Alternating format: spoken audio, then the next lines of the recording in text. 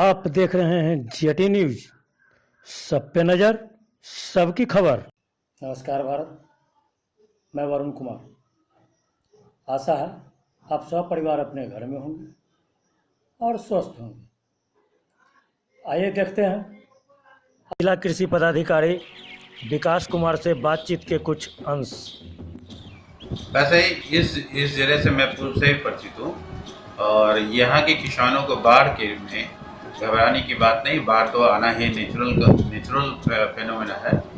तो बाढ़ से जिस किसानों को क्षति होगी उसकी प्रतिदिन हम लोग प्रतिवेदन प्राप्त कर रहे हैं प्रखंड कृषि पदाधिकारी से और सरकार को प्रतिवेदित कर रहे हैं। उसमें बाढ़ के पानी निकल जाने पर जो फसल क्षति है उसका आकलन किया जाएगा और जो सरकार के द्वारा निर्धारित मापदंड के अनुसार किसानों को आकस्मिक फसल पहले मुहैया कराई जाएगी। उससे फसल किसान उस मेहनत करके लगाएंगे, उनसे आमदनी होगी। तो उसके बाद भी अगर क्षति होगी तो सरकार के द्वारा जो भी मापदंड होगा किसानों को सही समय पर और उचित अनुदान या मुआवजा उनको उपलब्ध करा दी जाएगी। और ये जो मुआवजा और अनुदान जो होगा वो किस माध्यम से होगा, इसका माध्यम क्या रखा है? ये सारे मुआवजा अब ऑनलाइन पर प्रतिक्रिया प्रोविजन है कि अब कोई भी अब किसानों को कार्यालय में एक दौड़ने की आवश्यकता नहीं है। अपने निकटतम पंचायत में बसुधा केंद्र में या सीएससी में जा करके ऑनलाइन करेंगे। उसकी जांच किसान सलाहकार के पास ये कोऑर्डिनेटर के पास 7 दिन का समय रहता है। 7 दिन के बाद ऑटो फॉरवर्ड होकर के प्रखंड कृषि पदाधिकारी को आ जाता है और उनके पास भी 7 दिन का समय है। वो 7 दिन में अपनी जांच करके हमें फॉरवर्ड करेंगे और हम उसको तुरंत ही वो जिला कृषि को भी 7 दिन का समय रहता है, परंतु मेरे द्वारा दूसरे या तीसरे दिन ही जांच करके और सरकार को प्रतिवेदित कर देंगे। बहुत जगहों से ये शिकायत मिली है कि जिस तरीके से अपने बसुधा केंद्र और सीएससी की चर्चा चलाई, बहुत ऐसे लोग हैं जो किसान सलाहकार भी हैं और वो ऑनलाइन स्वयं कर रहे हैं किसानों का, और वो उनको प्रोवोक करते हैं कि आप फलाने जगह पर ही जा कर के कीजिए। जिस कारण से ये सुनने में भी आया है कि प्रधानमंत्री आवास योजना में जो 2000 की राशि जो किसान सम्मान योजना में जो दी जा रही है, उसमें भी कई किसान सलाहकारों ने लोगों से कमीशन बांध रखा है। इस पर जांच के विषय में आप क्या कहना चाहेंगे?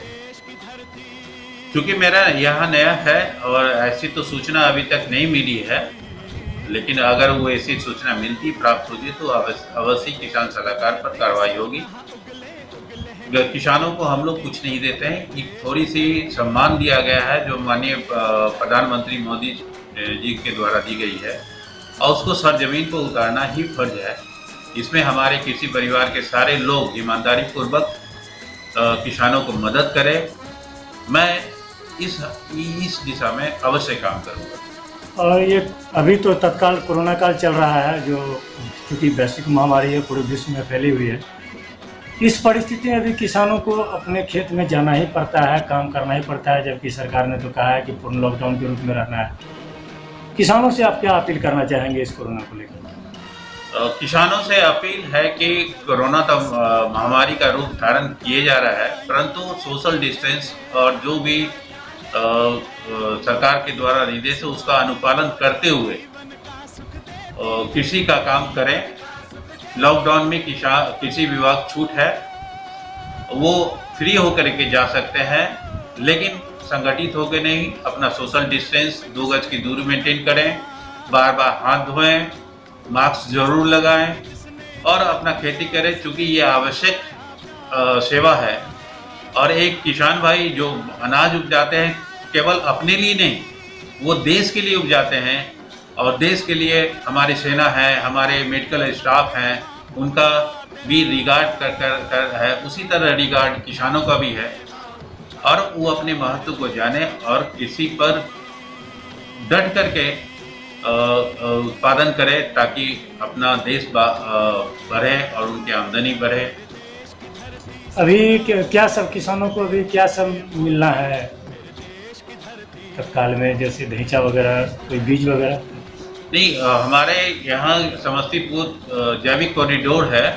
जैविक कॉरिडोर के किसानों से अपील है कि उन्हें 11,500 रुपये उनके खाते में दे दी गई है और उसमें बहुत सारे सामान उनको स्वयं खरीदना है।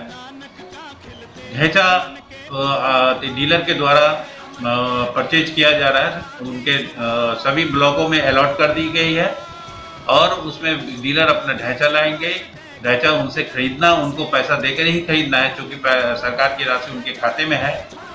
तो ले करके सही पूर्वक अगर वो ढैचा खेतों में लगाते हैं और उससे लगा करके काफ़ी ग्रीन मैन्योर तैयार करके और खेती करते हैं, तो आपकी जो मार्केट में जो बहुत सारे जैविक वेजिटेबल फ्रूट जो आ रहे हैं वो काफ़ी अच्छे दाम में बिकते हैं और क्वालिटी भी रहता है। साथ ही साथ आप जैविक खेती करते हैं तो अपने और अपने बाल बच्चे को लंबी उम्र देते हैं। तो किसान भाई ईमानदारी पूर्वक आप जैविक खेती करें और उससे लाभ उठाएं। हमारे चैनल को सब्सक्राइब करना ना भूलें। सच और बेबाक खबरों से जुड़े रहने के लिए बेल बटन जरूर दबाएं। हमारा हौसला बढ़ाने के लिए लाइक और शेयर अवश्य करें। आवश्यक सुझाव के लिए कमेंट बॉक्स में कमेंट करें। धन्यवाद।